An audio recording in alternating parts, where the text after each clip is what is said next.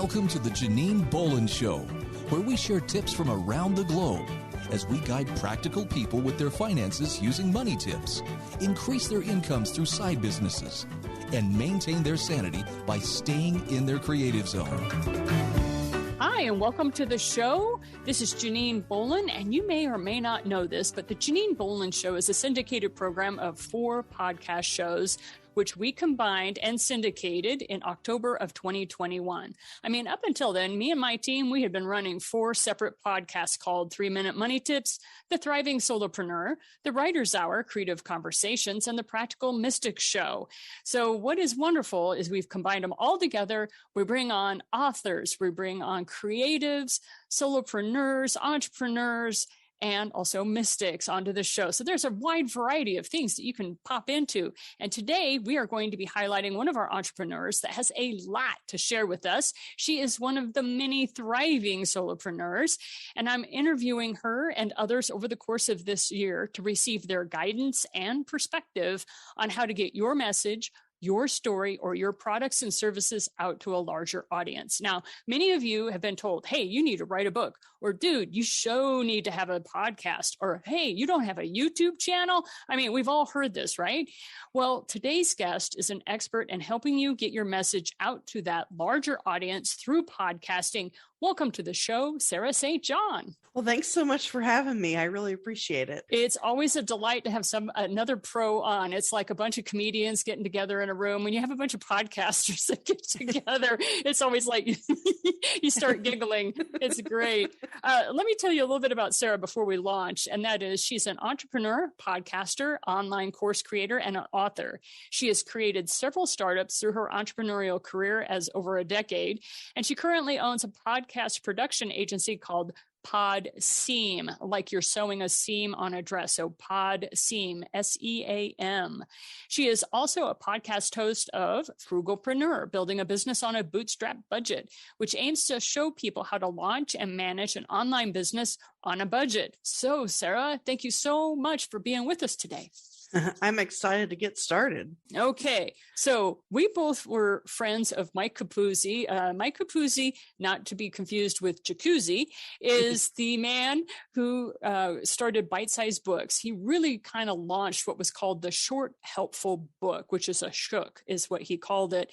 And he started the whole process of write your books in 100 pages or less, because if people couldn't read them in less than an hour or maybe an hour and a half tops, they really weren't getting the meat. You were just doing a lot of storytelling. And what's really neat about Sarah is she kind of stumbled upon that process all on her own. So Mike had her on his podcast, and hey, he was like, Janine, you got to have this guest on yours. And I'm like, ooh, so exciting. So, hey, tell us, did you come from a broadcasting background? I mean, what got you into podcasting, Sarah? Actually, no. Well, it's kind of funny because I majored in journalism. I only got as far as my associates, which I'll explain in a minute. But the plan was to go actually into radio and film and broadcast or writing, journalism for a newspaper or something of that nature. But yeah, turn of events, that all changed. But anyway, so then I got in the job market, and I had like 6 different jobs, and this was 2008. So over the course of the year, I'd had 6 different jobs, realized I didn't want to work for other people. And so I started my own business. It was a photography business. And while I realized I like taking photos of animals, architecture, and landscapes, I don't like taking photos of people, but that's where the money is. I was doing weddings and portraits.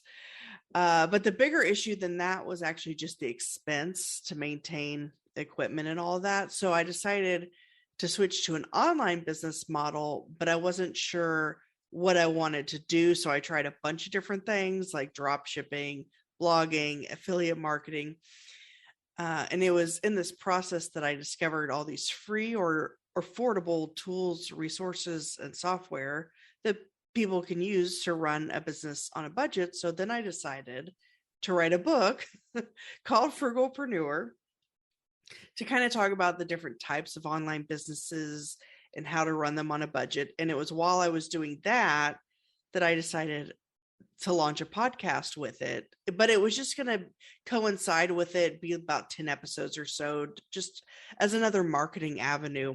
But I got more leverage and traction from the podcast actually than the book. And I love the connections I was making and the networking. And so I've kept that up. And let's see, I think I have like 140-ish episodes, been doing it for probably 3 years now. So that's how I got into that. It was kind of a long roundabout way of finally getting there. I understand. So a lot of times, like I started off as an author, ended up becoming an online course creator because I wanted to teach and I didn't want to have to deal with a principal. I didn't want to have to deal with administration. And I only wanted to teach people who wanted to be there. So those were my requirements. Oh, and I didn't want to have to deal with grades. That was the other thing. I despised dealing with grades and testing students because I figured either they got it or they didn't. Their education was their responsibility. Of course, my college experience as a professor, they were like, no, that's not how this works. And I'm like, that stinks. I don't want to be a part of that. So that's how I kind of got it wrapped up into this. So with you writing your book, Frugalpreneur, building a business on a bootstrapped budget, what year did that come out again? The book was 2019. Wow, right before things kind of people really needed what you had to offer at that point. Right. Yeah. And oh, sorry. No, go ahead. Did you like stumble into writing books? I mean, what brought you into authorship? I mean, because you start off as a journalism degree, and usually those people avoid writing books like the plague. Oh, really? That's interesting. I didn't even know that. Mm-hmm. They prefer the press and the, they love writing those 1,200 word stories or less, stuff like that. Oh, okay. Yeah. Well, I think it was just because actually, I remember exactly what happened. I was actually sitting in a Dave Ramsey class, Financial Peace, which is all about paying off debt and whatnot. And I remember thinking, okay, all these ideas are great to, help save money, pay off debt, but what about making more money? And then I started thinking, well, I've kind of been experimenting with different ways to make money online. And then I kind of just said to myself, I could probably write a book about it. And then I was like, in fact, I think I will. And so that's really literally how it started. And yeah. And what's interesting, like you had kind of pointed out in the beginning was, so I've actually written 3 books now, but all of them are under 10,000 words or 100 pages. And then I saw Mike Capuzzi's podcast, which is specifically kind of about that, where that's what his whole thing is. And I was like, oh man, this is awesome that maybe this really is a thing. That's just what I chose to do. And yeah, I think you're right about, if you can read something in an hour, people are likely to consume the whole thing. But if it's, 200, 250 pages, they might not finish it. Well, and the other thing that I really loved about your writing is you do a little bit of storytelling, but it's content heavy. And I think that's the thing I loved about writing 100-page books as well, was the fact that it's content heavy. It's stripped down. If you want the personal story, other than like the short introduction that we might have of, 800 to 1,200 words, maybe tops. But other than that, it's like, this is how you do it. And then it's like almost a how-to manual. It's not that technical. I mean, you have your humor in there. I've got my humor in there, but that is kind of the beauty of those shorter books. I know some people have been complaining about how expensive things are getting. And I'm like, what I love is authors are very aware of that. So they're stripping their books down to like, okay, here's the how-to. Unless, of course, you're writing for entertainment, like if you're a mystery thriller or romance or something like that. Yeah, we wouldn't mind having a 300 and 400 page book to keep me out of my reality for the moment. So tell us a little bit about what might be going on next. What's your passion project for 2022? So I'm currently working on a course. It's kind of been it's been on the back burner for quite a while.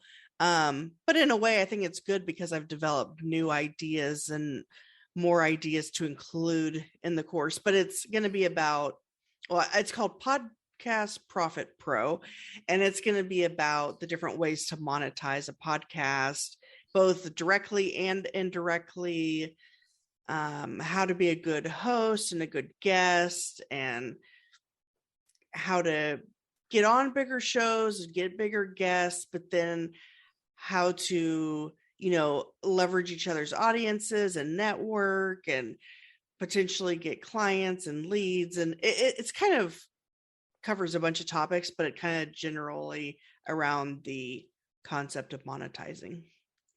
And this is why Mike put us together, because my book, Author Podcasting, is all about how to be a standout guest and take your book on a virtual tour. And so it fits in beautifully with what Sarah is putting together as far as not only her online course, but her next book. And so you definitely want to stay tuned to not only this show, because we'll have her back on when that project is complete so that you know where to press the button to sign up. And I recommend that. But also tell us a little bit about what you are currently engaged in as far as your podcast is concerned. Are there specific people you're looking for? Are you going after certain entrepreneurs? Tell us a little bit about what you got going on. Sure. So each year I kind of do something slightly different. I started out with the podcast interviewing like CEOs and whatnot of different software programs that I used and recommended in the first book. Then I switched to the following year, interviewed people who started their business with under $1,000 and grew it to at least $1 million, not per year, but total, without any kind of outside venture capital, loans, debt, credit, whatever. This year, I'm doing a few different things, but I'd like to interview some Shark Tank contestants. There's a few I have in mind. I'd also like to interview kid entrepreneurs, if I can find any. Oh, yeah. And then the other thing, and more of people who started with 1,000 or less and built it to $1 million or more. And then also, there are a few specific entrepreneurs that I would like to get on the show, like the Sharks, actually, for example, and some others. So yeah, just kind of a variety. I'm also going to do some solo episodes as well. And that is Sarah St. John of the Frugal Entrepreneur, author, and podcaster. Stay tuned, because when we come back, we're going to be talking about some quick tips that you too can have as you bootleg that business of yours. See ya after the show.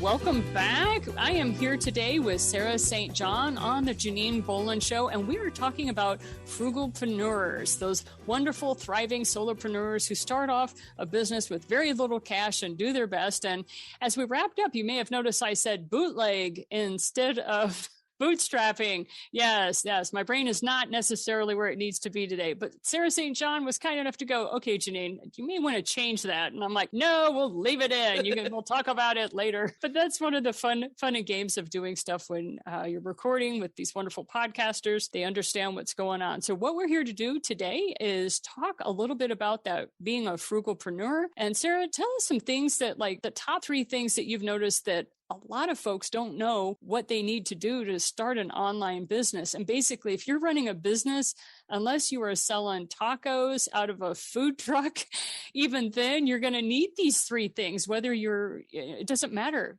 People are looking for you online. So talk to us about what the basics are of an online business these days. Yeah. So the bare minimum would be to start with a website. A lot of people think that you just need a social media presence. And of course that is important, but if you're depending solely on social media, I mean, you never know what could happen with social media. MySpace went away overnight.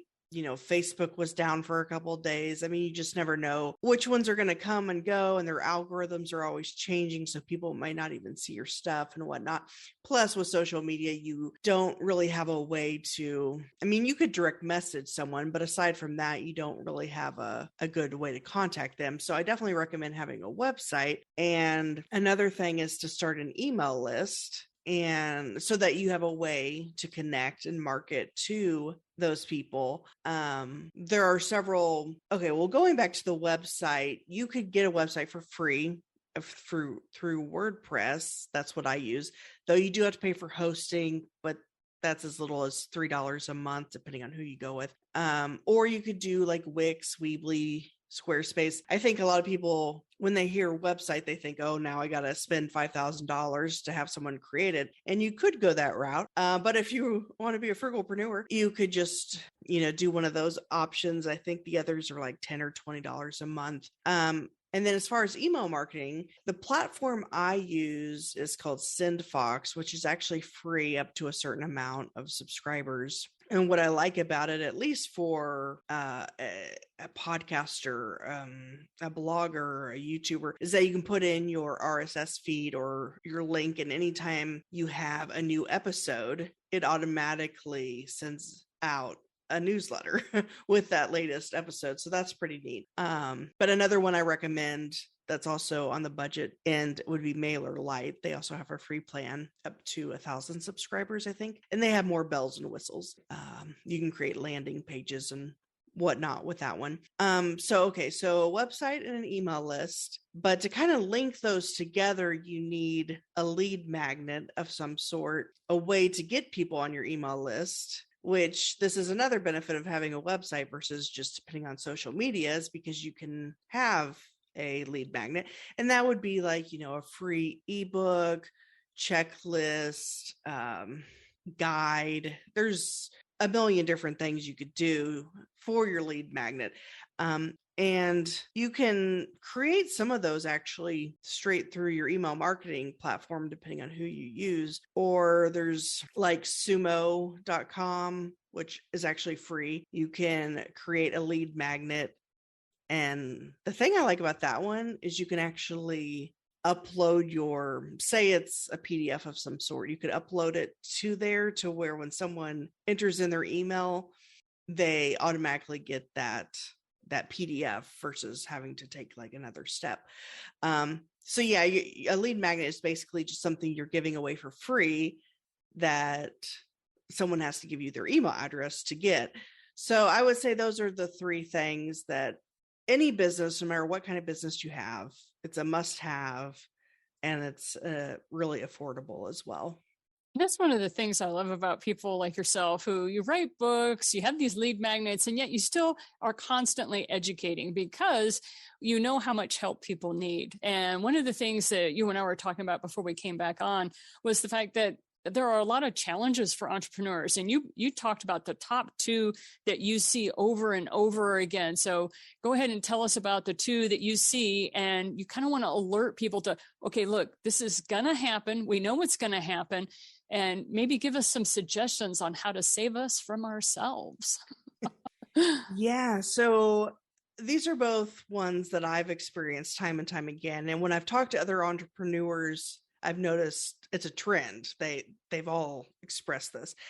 And one is shiny object syndrome, where you're constantly thinking of new ideas or even just hearing about ideas. And you're like, oh, maybe I should try that or do this and that's what I was doing for like over a decade. I don't know how many different businesses I had started and how many different types of businesses. And I guess that's okay when you're trying to learn, and figure out what you're wanting to do, but it wastes a lot of time ultimately. And you could think of it like a pie or like a pizza, I guess. If you're focusing on one thing, that's 100% of the pizza. But like if you're doing 10 different things, then you can only dedicate a slice of it to each thing. So like 10%. And so, yeah, shiny object syndrome would be one thing to look out for and be cognizant of and try to kind of reel it in when you notice it. Another thing would be,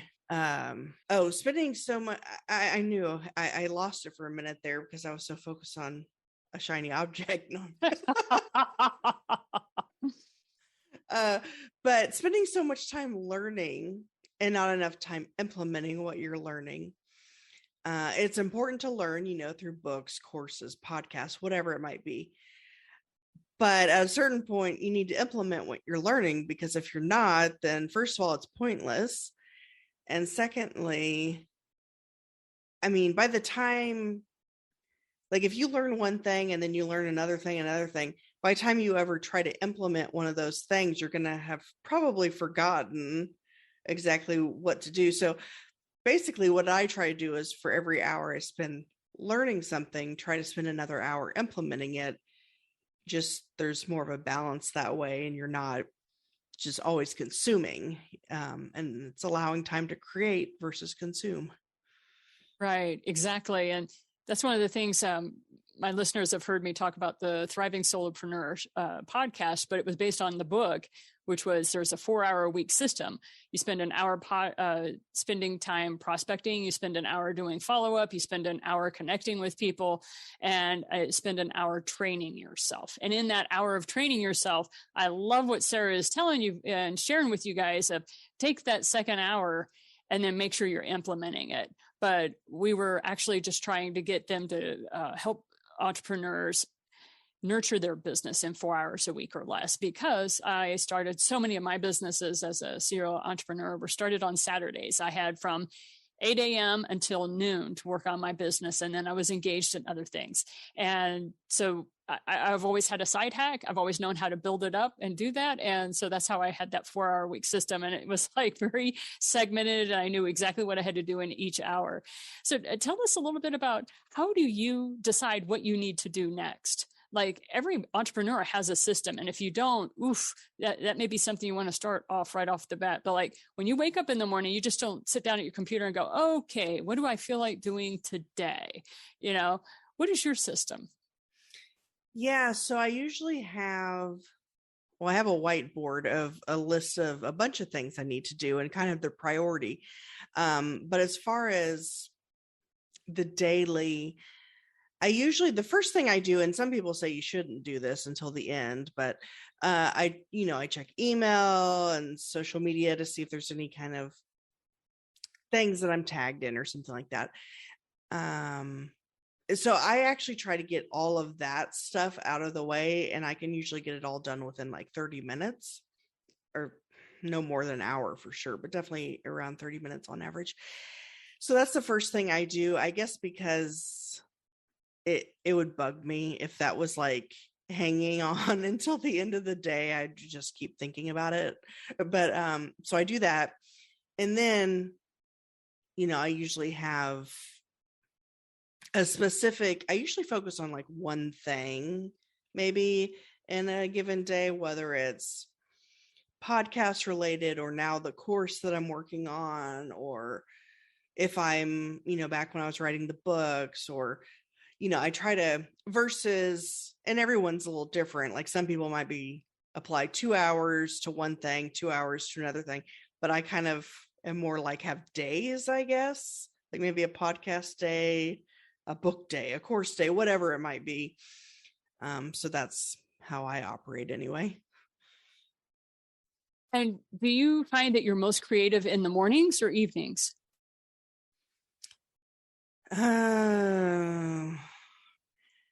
It might depend on the day. I don't know. I would say evenings probably. I actually have a reason why I'm doing that. See, I create really well from 4 a.m. to 7 a.m. So I'm a early bird. Okay. And usually I wake up without an alarm clock by 4:05. It's like almost on the dot every morning, wake up at 4:05 and I get out of bed, and that is my writing time. So you won't catch me on social media. I'm not in, but I've noticed that if people need to kind of engage with life first and then they get creative, like my night owls or later evening. And so forgive me, you kind of fit perfectly into my little paradigm. Unbeknownst to Sarah. Thank you so much for your time today, Sarah. It's been lovely to have you on the show. If somebody wants to connect with you, where's the best place for them to find you? Well, if they'd like to check out the podcast, it's Frugalpreneur. It's on all the podcast directories. You just type that in and it should pop up. And then as far as, earlier we were talking about lead magnets. Well, I have one, and just being honest, and that's at thesarahstjohn.com/free. That's Sarah with an H and then STJOHN. And that's actually all 3 of my books, the PDF form of them. Wonderful. Well, thank you so much for giving us a bit of your time, because I know you're as engaged as I am and you've got to dash off. So thank you for stopping by and letting us interview you for just a little bit today. Well, thanks so much for having me. It's been fun. All right, and stay tuned because we have another guest coming up after the break.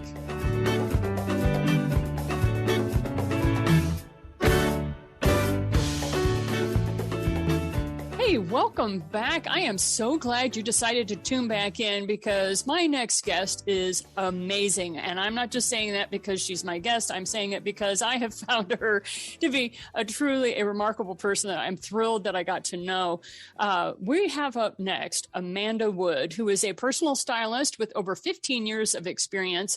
Listen, this lady trained at the New York Institute of Art and Design, and she has made it her personal mission to empower her clients to realize not only their goals, but she wants them to be confident and she wants them to be happy by discovering what is their best style and image.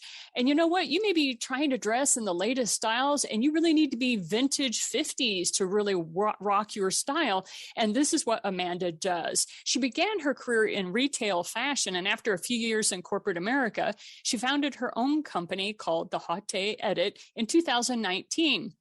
Since then, she's been in Inspiring Lives magazine. She's got interviewed on RVNTv, This Is It TV, and she's been featured on numerous podcasts and taught at Immaculata University, given webinars on style, and she's been at events with Banana Republic, Kendra Scott, luxury apartment complexes, and spoken at Drexel's University's fashion department. Say that 5 times fast.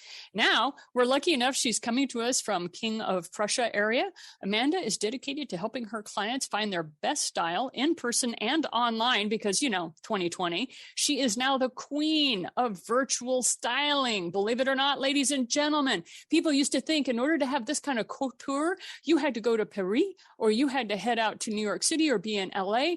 And she is right here in your own home working with you. Thank you for being on the show, Amanda Wood. Thank you. Thank you for having me. I love the added bits of the intro. Thank you. You're welcome. Okay, so one of the things you folks need to know is that Amanda and I happen to be on a networking group, and we were just kind of chatting back and forth. And the next thing was we both found out that we are in careers that have nothing to do with what we went to college for. So tell them a little bit about how you and I are birds of a feather in that whole corporate America gig. Talk to us about what you're trained in, Amanda. Yep. Birds of a feather in science together. Both geeks. We were the geek girls. We were the ones that were wearing pants and heels in the lab, right? With the lab coats and everything. Oh my gosh. Okay. So tell us why you got into science. What started that career? So science was from just my childhood love of dinosaurs, basically. And I was the, girl digging in the dirt, climbing forts, climbing trees, making mud pies. And then it evolved to catching newts from the little stream that was in back of my home. And then, terrorizing poor little frogs and the diorama that I had made for them. And I just loved being outdoors and loved dinosaurs once I found out what dinosaurs were and found them absolutely fascinating. And then obviously when Jurassic Park came out, it was the realization of so much more, and to see them, quote unquote, walking, talking, breathing and moving, and knowing what Jack Horner and Robert Bacher, who are 2 amazing paleontologists that I love and idolize, and just reading their books and reading a little bit about some of the groundbreaking work that they had been doing, and finding out that dinosaurs are not cold, lumbering lizards, and that they are so much more than that, and that they are, pretty much birds. And then when I went to college carrying that, and where I went, I was able to create my own major. So I carried a double major of paleontology with a specialization in genetics, and just absolutely loved it, found it fascinating. And like the lab coats with the heels, it was me with my Drosophila melanogaster, my wild type test tube, and then my what is it test tube, figure it out and write up a paper about it and tell me what its genomic makeup is, that I just labs absolutely loved it. But then as you graduate and you come to the realization that you have rent, that you quickly find that in the paleontological field and or the genetics field, it's either, teaching at the college level, curating a museum, or begging for grant money to go dig in the dirt with dental tools. Or I thought about being a histological technician for a little bit. I did a stint at Northern Diagnostic Laboratories and did some ICD-9 coding, and they came up with this histological technician position. But then I realized, do I really want to cut frozen tissue cell by cell each day or test on animals? And it kind of very quickly came to the realization that I was not going to be a renowned geneticist, and I was not, unfortunately, going to be a renowned paleontologist until I retire and can, walk the halls of a beautiful natural history museum somewhere in the world and tell people all of the bits of info in my brain. So corporate America and a bit of real estate and retail, and I really got to know different types of people and different types of working environment. And I have always been an artist. As a child, while digging in the dirt, I was also at the art museum taking art classes and growing up with my mom, who teaches art. And it was just very much an appreciation for, Michelangelo and Van Gogh and can't think of some of the other ones at this moment, Degas, and just all of, the multi sculptures and paintings and different artwork and the life and the love that breathes into that in corporate America, I was very much using only my left brain, and I wanted to use my right brain. And I had been styling clients on the side, my bosses, my coworkers, my friends, my family, and it was my passion and it was my love. And I found that they were getting, promotions and so many compliments and, dates. And they were like, you're really good at this. And I felt such energy and such just giving and such just, confidence building that I could help somebody, and just that feeling of being able to help and show somebody that they are a piece of artwork that hasn't been finished, that it just was, I loved it. And I know that's the long, short answer, but that's the long, short answer. Well, and that was one of the things I wanted you to talk about. One of the things about the Janine Boland Show is it's an amalgamation of 4 podcasts. And we used to do the 3-minute money tips. And one of the things that kept popping over and over with the clients that I had was they didn't know what they wanted. And so what was interesting is you and I both went after the scientific career because it really engaged that section of our brain that needed engagement that we knew would atrophy if we did not pursue this path. But once we got there and we saw what the day-to-day life was, that wasn't the life we wanted to live. So we had to pivot. And in your case, you started styling people. So what I love is that you brought in your mom and how your mom had some of that art in background. I did not have that, but I had the situation of just an appreciation. I knew how ignorant I was. I had been raised in other countries that saw beauty in a very different way than Americans did. And so by having that background, I loved learning what this culture enjoys. So talk to us a little bit about how you learned to, like you said, you started dressing people like, big mannequins, living organic mannequins, but you see people very holistically, and that's quite different. So what are some of the top 3 questions you ask people about their style? Because a lot of times people don't know what their style is. So how do you even get them thinking in that way? Yep. So I do it very, I guess you could say, energetically, and I start from a very different perspective because I want to get to know you. And then we move into more of the styling questions and the styling bits of it. So I love just when I'm chatting with a client for the first time, getting to know them, tell me about you. Tell me about what your hopes, your dreams, your goals, what are your aspirations? Where do you see yourself going in 5 years? And through talking with my clients and getting to know them and hearing what their aspirations are, they don't realize that they're telling me the person that they want to be. And they don't realize that they're giving, adjectives and feeling, and I'm feeling their thoughts and their emotions come through. And I usually do this with a Zoom call now because of the pandemic. I used to do it a lot more in person, but I'm feeling that energy, and they are telling me so much more than they would think that they were telling me just by answering these simple questions. And I'm able to, craft a very, bespoke, curated for them look by these questions. And then we obviously get into more the nitty gritty of what colors do you love? What colors do you dislike? What patterns do you love? What patterns do you dislike?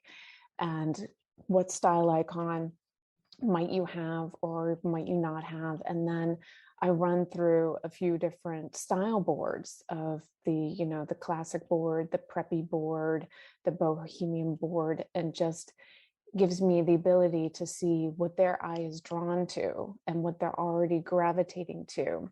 And then I always ask my clients, what 3 words do you want someone to think of you the minute that they are meeting you in person, in a professional capacity, in a personal capacity, and just what is that first impression that you want to make? And with all of these answers and the energy that I feel off of my clients, because I can tell when they're obviously gravitating more towards something, or they're a little bit, like with some trepidation, they're gravitating to a style and they want to move towards it, but they're not sure. So I'm able to take all of that and create what I call a personalized style mood board to show them, you're a gorgeous piece of artwork, and here's the style trajectory that I know would be amazing for you. What are your thoughts? We're going on this journey together, and I'm here for you. And that is not all that Amanda Wood wants to share with you. We will have her back on the next segment. Now, if you're struggling with who you are and what you want, she is the person that's going to help you get there. So don't hesitate. Stick with us. Don't switch that dial. We will be back with Amanda Wood after this break.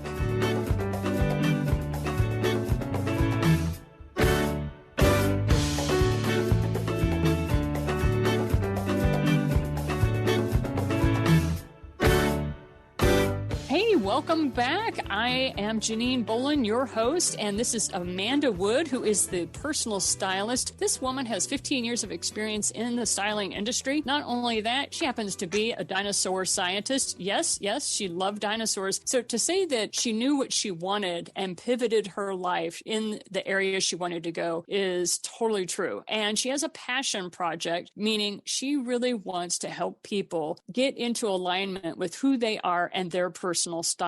And it used to be that in order to have something like this, you would have had to pay anywhere from $15,000 to $20,000 to have somebody do this. Now, with the virtual world being what it is, costs have gone down. Amanda's not having to fly and drive all over the country. She is the queen of the virtual styling kit that she can offer you. And today, we're going to talk a little bit about the confusion in styling. Right, Amanda? A little bit of confusion when it comes to men and women. Like, oh my gosh, how are we supposed to know how to style ourselves when, and I feel for men too, if they're not this bodybuilder, or if they don't have a 6-pack abs, or if they're a computer geek, they're not really given a lot of opportunities on styling. And the women too. The women is like, I'm sorry, I am not a size 00, which is the model that I see on the cover of this magazine. So how do you help your people out going from the huge amount of media that is pummeled at them, that is not who they are? How do you help them figure that out, because they're confused? Yeah. It's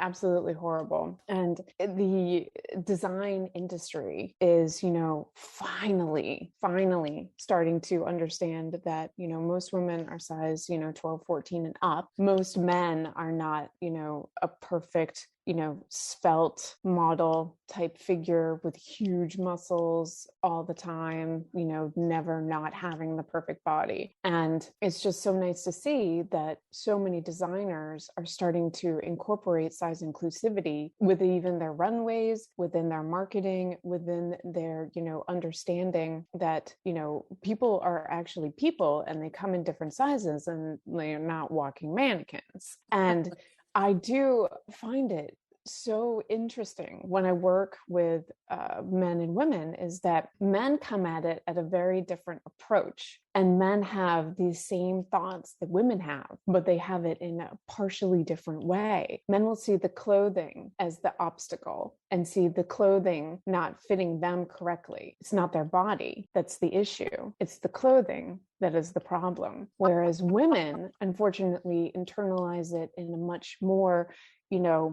just for me, I feel so much for women because they just internalize it so, to them like hurtful, I guess you could say in a way, because it's always, I'm not good enough. My body is not good enough. Why can't I fit into this? I used to be able to fit into this. And it just breaks my heart because I see every single one of my clients as, you're gorgeous. You just don't know it. And I am here to help you and to show you. And I just love showing them that when you shop online, which is just, super fun. Right? That only nowadays you have a little bit more size inclusivity. But 9 times out of 10 for the ladies, the model is going to be 5'9", 5'10", and a size 2, 0, or 4. And that you may or may not be, petite or taller or curvy or, very, very tiny. And what you see is not how the clothing is going to fit on you. So I love when I'm working with my clients, in person or virtually, really digging into each of the online stores and talking to them like, you might be a size extra small here. You might be a size large here. You might be a size, 6 here, but then a 10 here, and really letting them know that your size is not specific, that it will ebb and flow, and that you just have to make the clothing fit you and not you fit the clothing. And that balancing out and wearing the right clothing for your body type is the best way. And I just love seeing my clients when I work with them, especially in person, because I'm able, to touch and zhuzh and roll a cuff and, pop a collar and, do some of the stuff that I love doing and love showing them when I'm in person with them, and just really explaining to them that everything is about just proportions and you control how your proportions are. If you want to enhance a body part that you love about yourself, this is how you enhance it. If you want to balance out your frame, this is how you balance out your frame. And just really showing my clients the best way to achieve the best look so that they see themselves. And I absolutely love it when my clients see themselves in the mirror for the first time as the person that they want to show up as. And I love just feeling that energy from them and feeling that twinkle and feeling that glow. And I've had so many clients because each time I put them in an outfit, I'm taking a picture of them for them to not only have to take with them so they can see each of the outfits we did that day, but I'm also reinforcing and changing their mindset to a positive body mindset and showing them after each look the pictures so that they start to see themselves as that other person and seeing clothing that is fitting them the correct way and is right for their body type. Because I know how frustrating it is and how daunting a task to go into a store and or a website and be inundated with so many options and so many choices. And it's just frustrating. And I love being able to, send over virtually, here are the specific items because I know what I'm looking for. And I am going to help you and take you on this journey and talk to you about the right cuts and the right styles that are perfect for your body type. And or when I work with them in person, and I have that dressing room all curated and set up, and I have their drink and I have their snack, and really walk and talk them through, this is why this cut, this style works for your body type, and this is the best way to pop it on, and this is how you can, dress it down and dress it up. And I just love showing them, you don't have to fit the clothing, make it work for you, make you happy with it, make it work, not you work for it. So, and I love how you do that. And one of the things that I've noticed is some of the little tips that you've given me over the course of several months has been wonderful. And one of the things I wanted to share with you is, remember I was talking to you about, I don't like dealing with patterns, and I don't like, I just want a monochromatic look. Yep. And it's because I'm very utilitarian, and it's like, I don't worry about my clothes, but I want to look good. And so you were totally rocking that. You're like, okay, this is how you go about doing it. So I got this Kelly green outfit. And what I love about it is I just feel awesome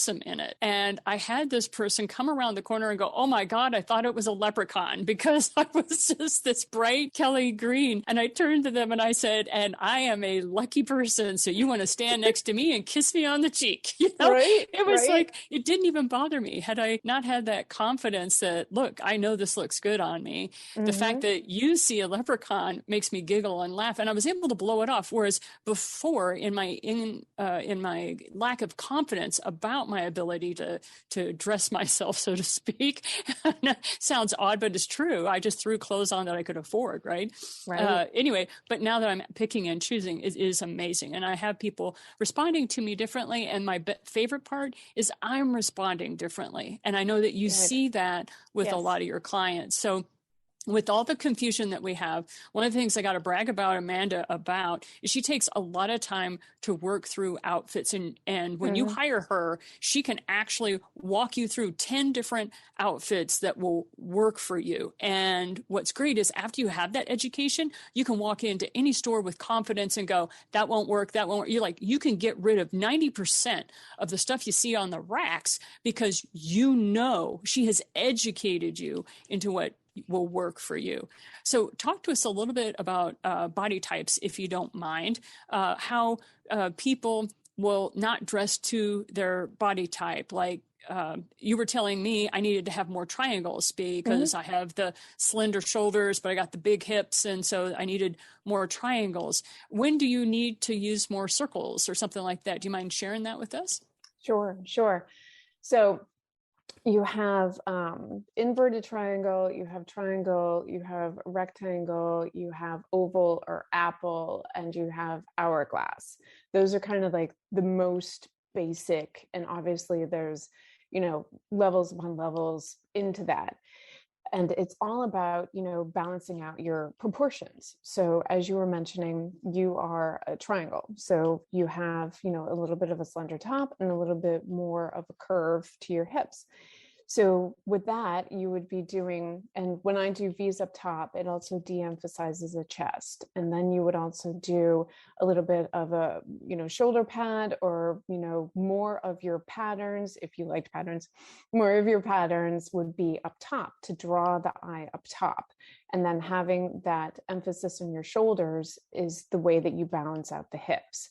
And so then with a rectangle, for those people that don't really have that much of a defined waist, you're just very much, your shoulders and your waist and your hips are all about the same.